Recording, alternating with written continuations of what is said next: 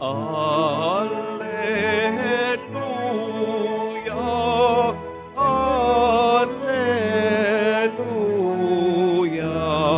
Alleluia, Alleluia, Alleluia.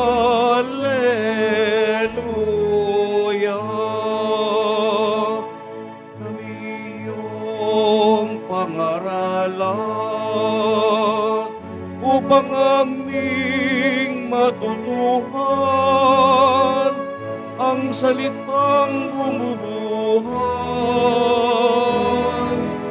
Alleluia, Alleluia,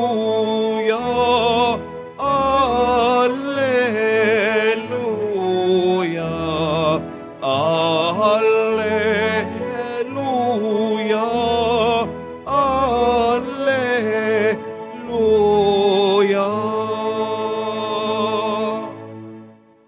Sumainyo ang Panginoon. At sumayo rin. Ang mabuting balita ng Panginoon ayon kay San Lucas. Papuri sa iyo, Panginoon. Noong panahong iyon, sinabi ni Jesus sa kaniyang mga alagad, "Ipalagay natin na ang isa sa inyo'y nagpunta sa isang kaibigan, isang hating gabi at nagsabi, 'Kaibigan, bigyan mo muna ako ng 3 tinapay.' Dumating kasi ang isa kong kaibigang naglalakbay at wala akong maihahain sa kanya.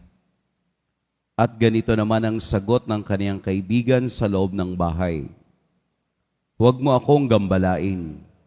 Nakatrangka na ang pinto at nakahiga na kami ng aking mga anak. Hindi na ako makababangon pa upang bigyan kita ng iyong kahilingan.' Sinasabi ko sa inyo, hindi man siya bumangon dahil sa kanilang pagkakaibigan, babangon siya upang ibigay ang hinihingi ng kaibigan sa pagpupumilit nito. Kaya sinasabi ko sa inyo, humingi kayo at kayo'y bibigyan, humanap kayo at kayo'y makasusumpong, kumatok kayo at ang pinto'y bubuksan para sa inyo. Sapagkat tumatanggap ang bawat humihingi, nakasusumpong ang bawat humahanap, at binubuksan ang pinto sa bawat kumakatok. Kayong mga ama, bibigyan ba ninyo ng ahas ang inyong anak kung humihingi ng isda? Bibigyan ba ninyo siya ng alakdan kung siya'y humihingi ng itlog? Kung kayong masasama ay marunong magbigay ng mabubuting bagay sa inyong mga anak, gaano pa kaya ang inyong amang nasa langit? Ibibigay niya ang Espiritu Santo sa mga humihingi sa Kanya. Mga kapatid, ang mabuting balita ng Panginoon. Pinupuri ka namin, Panginoong Hesukristo. Magsiupo muna ang lahat. Magandang umaga po sa lahat.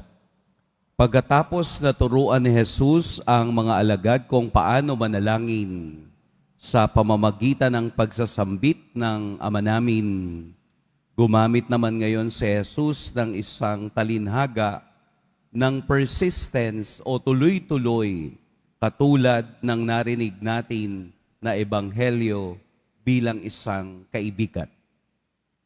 Nakita natin na ang ebanghelyo ay hindi lamang tumutukoy sa isang kaibigang nagpupumilit o patuloy na humihingi sa kaniyang kaibigan ng isang pabor. Ganun din, dinala ni Jesus ang katotohanan ito na ang lahat ng humihingi ay binibigyan, kumakatok ay pinagbubuksan, ang naghahanap ay makakikita. Pero hindi ganito kasimple sa isang Kristiyanong naniniwala sa Diyos.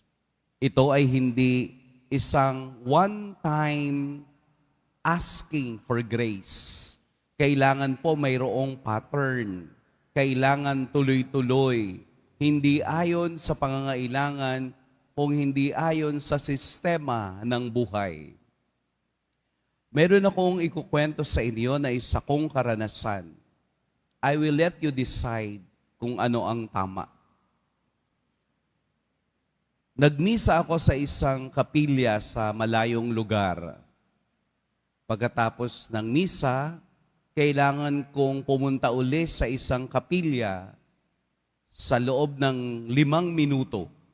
Parang ang rest lang ay 5 minuto. Malapit lang naman ang susunod na kapilya. Pagkatapos ng misa, may lumapit sa akin na isang parokyano at sinabi niya na, "Father, pwede po ba na maimbita kayo sa birthday ng aking asawa? It's 50th o 50 na po yung aking asawa. Pwede po ba kayong magdasal sa bago kami kumain?" Nagulat ako. Sabi ko, hindi po ako makakapunta kasi ang susunod na misa ay 5 minutes from now. Nagalit po sa akin yung isang parokyano. Minsan lang daw mag-request, hindi pa napagbigyan. Kung kayo po yung nasa lugar ko, ano ang inyong gagawin? Pagbibigyan nyo o hindi? So hindi ko pinagbigyan sa aking lugar. Bakit po? Dahil mas mahalaga yung mga taong naghihintay sa kapilya kesa sa isang taong naghihintay lamang na ako ay pumunta doon at sabihin sa mga bisita na nandito yung pari na aming kilala. Ang tawag po doon sa request na yon, kapritsyo. Kaya ang sabi ko, nasaan po yung nagdasal sa inyo nung 49, nung 48, nung 47? May pari po ba na nagdasal nung birthday ninyo nung kayo ay 35? Nung kayo ay 36? 37? Kaya lalong nagalit ata sa akin. Parang isinumpa ako. Bakit? Kasi may mga tao na gusto lamang na panalangin ay kapritsyo. May mga tao na gusto lamang na ang kanilang sasabihin ay makalulugod sa mga taong kaharap nila. Ganito ang ating paniniwala sa pandinig ng Diyos. Hindi nakikinig ang Diyos sa kapritsyo ng panalangin. Hindi nakikinig ang Diyos kung ito ay self-giving, kung ito ay selfish prayer. Hindi nakikinig ang Diyos kung ito ay malayo sa kaniyang kagustuhan. Sapagkat ang tunay na panalangin ay persistent, tuloy-tuloy, hindi nagbabago, hindi ito nawawala ng koneksyon sa Diyos. Hindi kailangang ang panalangin ay ngayon lang. Nakikinig ang Diyos araw-araw sa panalangin natin at kaniyang tinitingnan at tinitimbang ayon sa ating pangangailangan. Kaya hindi dapat maging kapritsyo ang panalangin. Huwag natin gamitin ang panalangin dahil lamang sa ating personal na comfort. Whether it is good or bad on our side, we still pray. Katulad sa Ebanghelyo, ang Ama ay nakikinig ng tunay. Ang Ama ay tunay na nakikiugnay kung tama at tunay ang ating mga panalangin. Mas maganda po ang pakiramdam kung ang panalangin ating sinasabi sa Diyos ay ang panalangin ng pagpapakumbaba at panalangin ng paghingi ng kaniyang awa. Ang panalangin ay hindi one-sided. Ang panalangin ay kapareho ng komunikasyon na mayroong pagdinig, mayroong pakikinig, at mayroong pagsasalita. May mga panalangin hindi natin kailangang magsalita. May mga panalangin ang ating katawan, ang ating pag-iisip, ang ating presensya ay sapat na para sa Diyos. Katulad ng ebanghelyong ating narinig, ibinibigay ng Diyos ang banal na Espiritu na humihingi nito. Atin palaging tatandaan, atin palaging iisipin na ang pananalangin ay kailangang tuloy-tuloy, mapagkumbaba at palaging nakikinig. Huwag tayong selfish. Baka minsan ito ang ating paraan, kaya hindi natin napapakinggan ang gusto ng Diyos sa atin. Huwag yung pagpasok sa simbahan, sasabihin mo agad sa Diyos, Lord, pengin pera. Lord, pengin bigas. Hindi naman yun babagsak sa harapan natin. Kailangan meron tayong gagawin, mayroon tayong bahagi sa panalangin ito, katulad ng persistent ng isang kaibigan na walang tigil na humingi upang siya ay pagbigyan. Huwag niyong sasabihin din sa Diyos na, Lord, ang tagal-tagal ko nang nagpe-prayer tungkol dito. Hindi mo ba nakikita ang sagot? Matagal ka nang nagpe-prayer, hindi pa nagkakaroon ng katotohanan, ibig sabihin, hindi yun para sa'yo. Kailangan mo pa ng more prayer. Mas malalim, mas intimate, at mas totoo sa sarili mo. Walang self-centeredness sa harapan ng Diyos. Palaging papunta sa Kanya at patungo sa ating puso.